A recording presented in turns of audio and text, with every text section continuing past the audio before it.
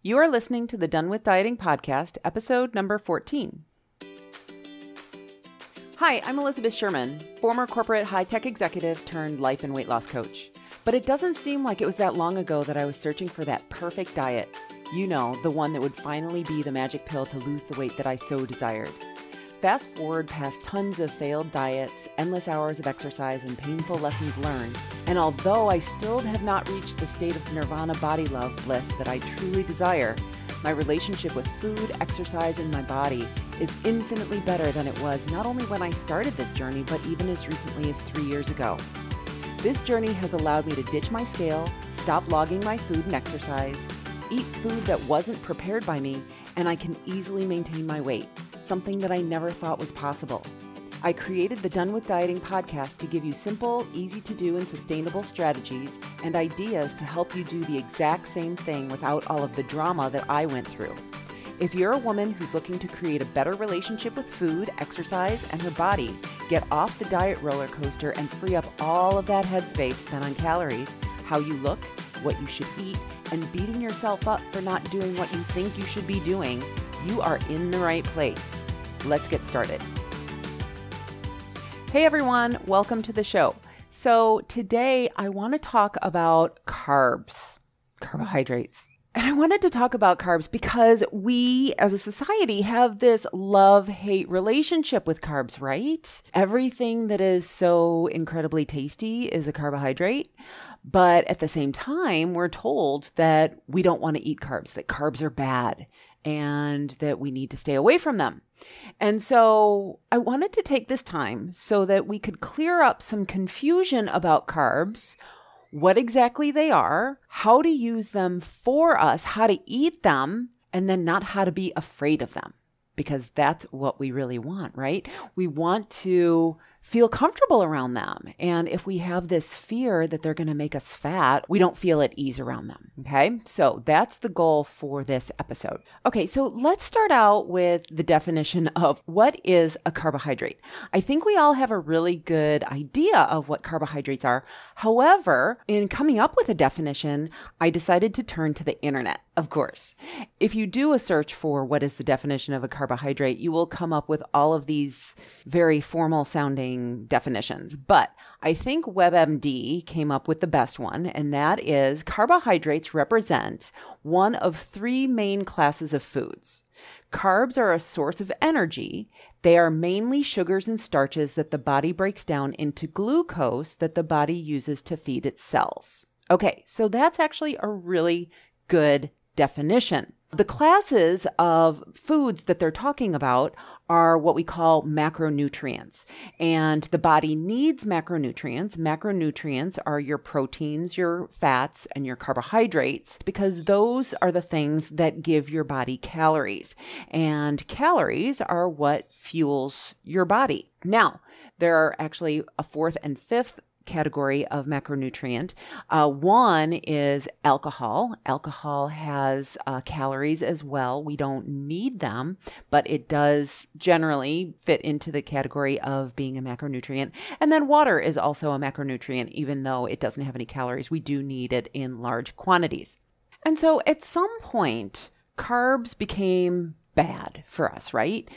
All of a sudden, carbs were the enemy. And hopefully within this podcast episode, we'll be able to differentiate between carbs that you want to eat more of and carbs that you really want to eat less of. Because that's ultimately what it turns into being, is there are carbs that are good for us, that promote health, and there are carbs that we just want to eat in limited amounts. When we think about carbs, there are a couple different categories of foods that are carbs. And so let me preface this by saying we eat food. We don't eat macronutrients. When we eat food, that food is comprised of the different macronutrients, meaning that other than probably oils, each of our foods have different macronutrients. So when we look at a carrot, for example, that carrot has carbohydrates, but it also has water in it. It might have some protein, and it probably has a little bit of fat in it too. When we think about chicken, chicken has mainly protein, but it also has fat in it and a slight amount of carbohydrate. So when we think about foods, I want you to not think about foods as their macronutrients, but that macronutrients kind of come along with the food that we eat. And I know that it's splitting hairs here, but no one food is good or bad, okay?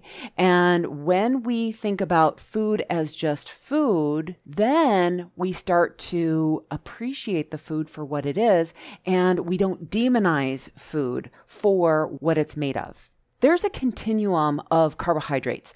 And let me just start out by saying that I really like to differentiate between two different types of carbs because not all carbs are bad. Within my own practice and working with my clients, I like to differentiate between what I call starches and non-starchy vegetables. Okay, so let's talk about vegetables. Now, vegetables are a carb, but we know that vegetables aren't bad for us, right? We know that vegetables are, in fact, really good for us because vegetables have tons of vitamins and minerals for us. And those are the things that make our body work well. Now, when we're thinking about vegetables, I want you to think of a continuum. Right? So a line. And on one side, we have, let's say, the most healthy vegetable that there is. I don't know what that is, but let's say that it's spinach or kale or, I don't know, broccoli. I don't know. Just pick one. And on the other side of the spectrum, we have, let's say, the most unhealthy vegetable that there is. Not that unhealthy vegetables exist, but let's just play a game right here. Again, I don't know what that is. And let's pretend maybe it's a white potato, for example. When we look at this continuum of carbohydrates, somewhere in the middle, we can create a line between what we call non-starchy vegetables and starchy vegetables. Now, the rough rule of thumb that I use with my clients in determining what a starchy vegetable versus a non-starchy vegetable is how the vegetable grows. So starchy vegetables tend to grow below ground, whereas non-starchy vegetables tend to grow above ground. And also, let me put in a caveat here that when I'm talking about vegetables, I'm talking about those things that we traditionally consider vegetables. Like there's the whole argument about, well, is a tomato a fruit or a vegetable? In this conversation here, I'm talking about all things that we consider vegetables, those things that aren't necessarily sweet. And so those things that are sweet, I'm going to call fruits. Okay. So now that we have that definition out of the way, starches tend to grow below ground and non-starchy vegetables tend to grow above ground. However, there are exceptions to that rule. For example, carrots tend to be non-starchy when we eat them raw, but when we cook them, something happens to the properties of the fiber in the carrot and it makes them starchy. Onions, for example, grow below ground, but they really are not starchy. They're not influencing our blood sugar. And that's really what we're talking about here. We're talking about foods and how they influence our blood sugar and therefore our insulin response. And I'm going to talk about this again a little bit later, but just hang on to that thought for right now. Other things that we consider starchy are winter squashes, things like spaghetti squash, butternut squash, acorn squash. Zucchini and yellow squash tend to be in the middle somewhere, and then peas tend to be in the middle. And so when we're talking about this continuum of carbohydrates, over on one side where we have the most healthy vegetables, what we're looking at on that side is vegetables that are high in vitamins and minerals, that are high in water content, and that are low in calories. And then on the other side, where we have the quote unquote unhealthy vegetables, as if there is something like that, right? those tend to be higher in calories, lower in water content, and lower in vitamins and minerals. And so as we look at this spectrum of vegetables, what we want to do is we want to eat more of the vegetables that are on the one side, the less starchy stuff. And as they become more starchy, we want to taper how much we consume of them in one meal. Okay. Now, in addition to starchy vegetables, those vegetables that grow below ground, as well as winter squashes, we can also put into that same category beans, lentils, grains, and fruits. And now, again, I don't want you to feel like all of those things are bad. Beans are fantastic. I eat them almost every day. They have a ton of fiber in them. They are so good for you. In fact, everyone's body is completely different in terms of what starches their body does well on and which starches their body does not do well on. So part of this is going to be an experiment for you, figuring out which starches. So does my body like beans? Does my body not like beans? Does my body like fruit? Does it not like fruit? So on and so forth. So going through each of those different types of starches and figuring out how does my body thrive on these? And then using that information to create the diet that is right for you and your body. Okay, so let me get back to describing what these different categories are and which foods fall into them. Grains tend to be things like flour, wheat, oats, quinoa, even though technically quinoa is a seed, couscous, pastas, breads. Those tend to be grains. Corn is actually a grain. I know, I'm going to blow your mind with this one. Corn is a grain, and so therefore it is starchy. It's one of the only grains that we eat fresh, and so it's kind of marketed to us that it's a vegetable. Okay, but it is technically a grain. Now the other grouping of food that falls under the starch category is fruits. And in this case, we're talking about fruits that we typically consider to be sweet. And fruits have a huge continuum as well. So on one side, we have fruits that really are not very starchy, things like apples, pears, and berries, where you can probably eat a fair number of those and not affect your blood sugar levels. Where on the other side of the spectrum of fruits, we have things like tropical fruits, grapes, mango, pineapple, those things that are super sweet and delicious, but they do tend to be a little bit higher in sugars. Now, what I see with a lot of my clients is that women will come to me and say, oh, I eat my fruits and vegetables, when they're really eating a lot of fruit and not as many vegetables. I just want you to be aware, and I don't want you to be afraid of fruit, but I think that we need to limit fruit to a certain extent, especially if you are trying to lose weight. And the rough rule of thumb that I have for my clients is that we want to eat about 5 servings of non-starchy vegetables to every 1 serving of starchy foods. So things like starchy vegetables, grains, beans, legumes, as well as fruits. Now, what are we talking about when we're talking about portions? A serving of vegetables is about the size of your fist.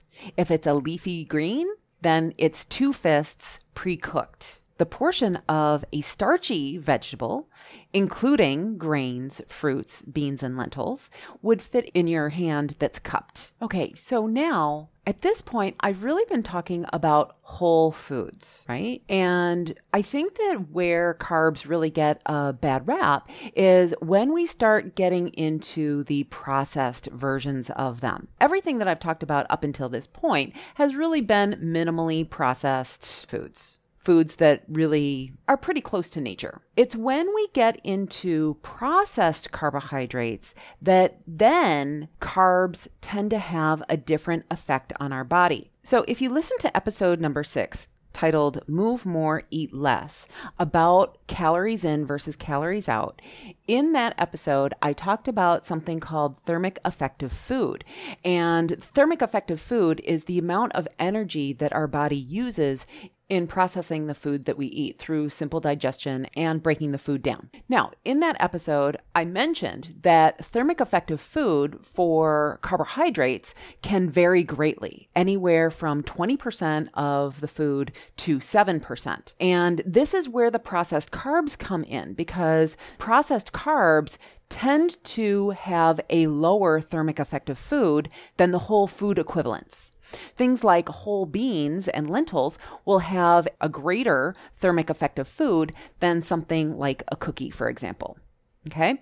And that's where processed carbs come in. And that's also the demonization that we have that all carbs are bad, because some carbs tend to increase our blood sugar and therefore cause our body to have a hormonal response to that, a negative hormonal response to that, then we've demonized all carbs. Okay, so we can't do that anymore. We need to separate out how different foods make us feel and really make that determination for yourself. Is your body a body that does okay with flour? Maybe it does, or maybe it doesn't. You get to figure that out for yourself.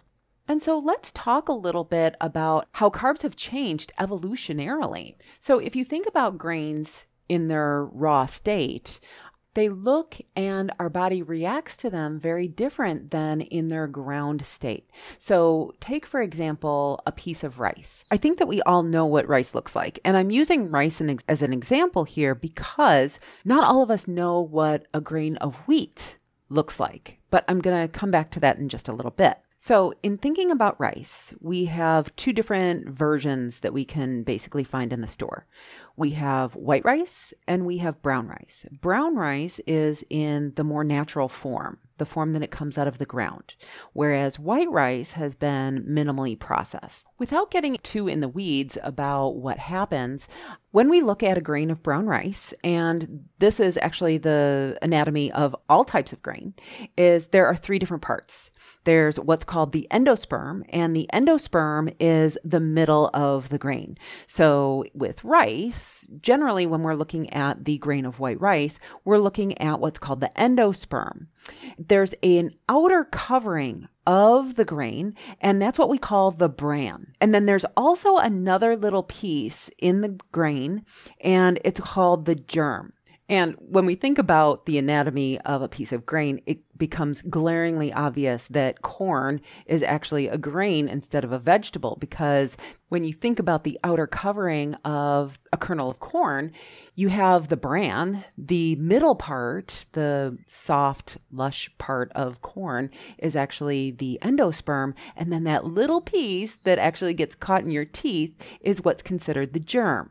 And so when we think about wheat, we know wheat bran, we know wheat, and we know wheat germ. Those are just food manufacturers taking the grain and dividing it up into those three different areas. When we're looking at brown rice, we see the grain of rice with the bran still on it. The bran is where most of the fiber is, as well as a fair amount of vitamins as well. In order to get white rice, what they have done is they've removed the bran from the rice kernel and then bleached the rice in order to get it to be white rice. So the fiber in the original piece of rice actually slows down a little bit of the absorption of the starch into our system, and therefore slows down the rise of blood sugar that we have in our bodies after we eat the rice. Now, flour is the exact same thing. If you look at a grain of rice and you look at a grain of wheat, they actually look very, very similar. But what we've done with flour then is we've not only removed the outer bran from it, but then we've also ground this grain down into a fine powder. And this is actually really super important because evolutionarily, when we ate the rice in its grain form, what happened is when we ate the rice or the wheat, that gave our body energy. And the brain knows that energy is good, right? And so when we eat the rice or the wheat or any kind of carbohydrate, our brain gets a little bit of a dopamine response. It feels good. We enjoy it. But what happened is eventually we got more and more refined. And so we took that grain of wheat and we ground it down into flour. Then when we eat whatever we make with the flour, it's a concentrated form of carbohydrate. And so then we get an increased dopamine response. Same thing with fruit. When we eat fruit, when we eat strawberries or apples or pineapple, those things are really tasty, right? They're sweet, they're delicious. But if we take that fruit then and we concentrate it down into sugar, then we get a larger dopamine response. This is why carbs are so, and I'm going to use the term addicting in a very loose term here. So carbs taste really good and we like them. So of course we want to eat them. So the moral of the story here is the more close to nature the food that we eat is going to be, the more vitamins and minerals and fiber that food is going to have. And so therefore it's going to be better for us. So carbs can totally fit into a healthy diet. And so that's the next section here. So I want to talk about how carbs can fit into a healthy diet for you. You do not have to give them up. One thing that's really super important to recognize is that as we age, and women over the age of 45, I'm talking to you, that when we get older, our hormonal profile changes. We become more sensitive to insulin and we become more reactive to stress. What that means is when we eat carbohydrates, when we eat starches, okay, what happens is our blood sugar rises. In response to our blood sugar rising, our body releases what's called insulin, which is a hormone, and the insulin goes into our blood. It picks up all of the glucose molecules and it stores it in our muscles to be used as energy. Now, whatever it isn't able to store in our muscles then gets shuttled into our liver, and then whatever is left over gets shuttled into fat. So the key to weight loss is actually to keep our insulin levels as stable as possible.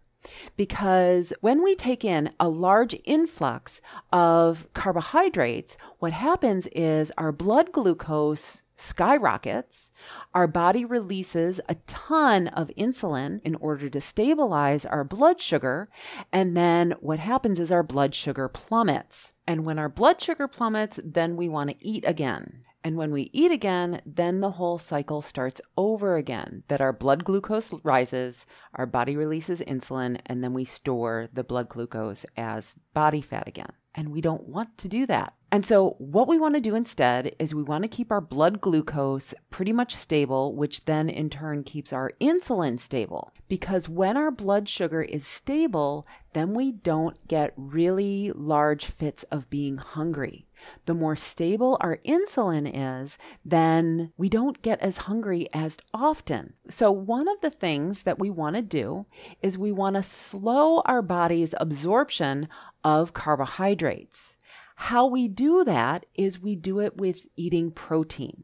When we eat protein with our carbohydrates, what happens is the body doesn't digest the carbohydrates as quickly.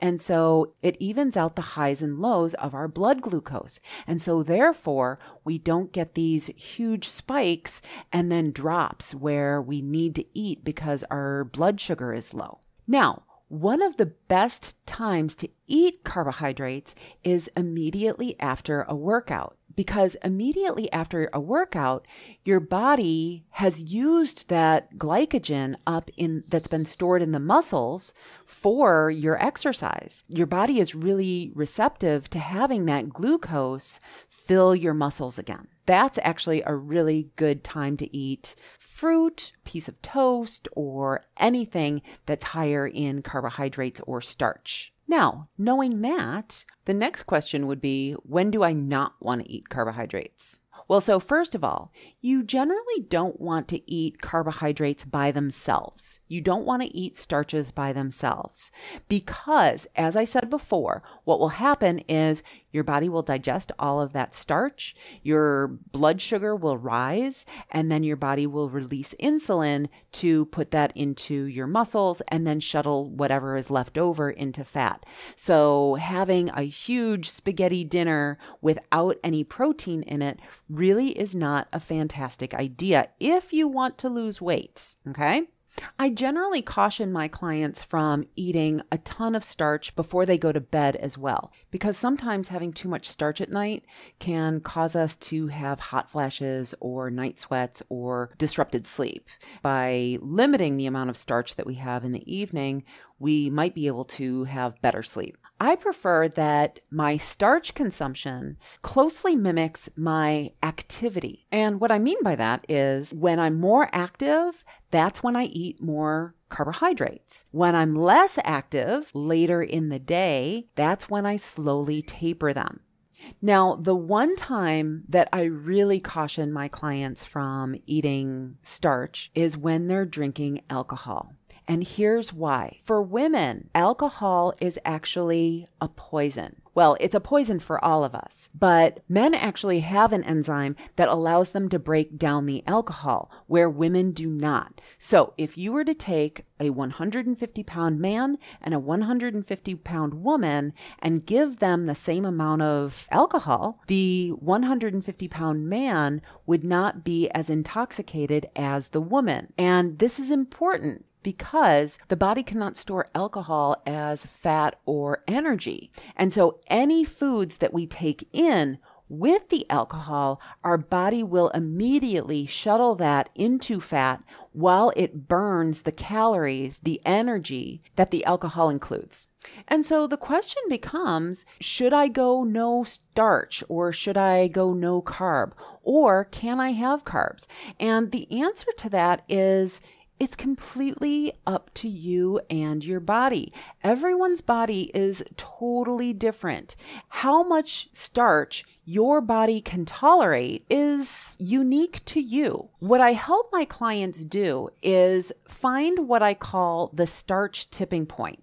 Now, this is the amount of starch that they can have in their diet so that they don't gain weight, but not so much so that they feel spacey, lethargic, or that they don't feel good, because everyone's body is a little bit different in terms of how much starch it needs. And this is one of the things that we get to figure out when designing the proper diet for you and your body, is how much starch do you need? And then noticing how too much starch affects you afterwards. So do you feel like you have like a carb hangover? So just be aware that everyone's tolerance of starch is completely different, and you just get to figure out what that is.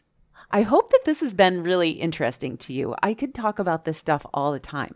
And so if you have any questions, I would love to hear from you. I'm going to be doing a Q&A episode where I answer your questions. So if you have any about this, now is a great time to submit them. And the way that you can reach out to me and my team is by emailing me at hello@elizabethsherman.com, or you can reach me on Instagram at esherman68 or through Facebook at Total Health by Eliz. Now, that's all I have for you today. I've really enjoyed this, so I hope you have too, and I will talk to you all next week. Bye-bye. Hey, thanks for listening. If you're done with dieting and would like to work with me as your coach, I'd like to invite you to reach out to myself and my team to ask about programs and pricing. Go to elizabethsherman.com/contact to get started today. I can't wait to hear from you. See you next week.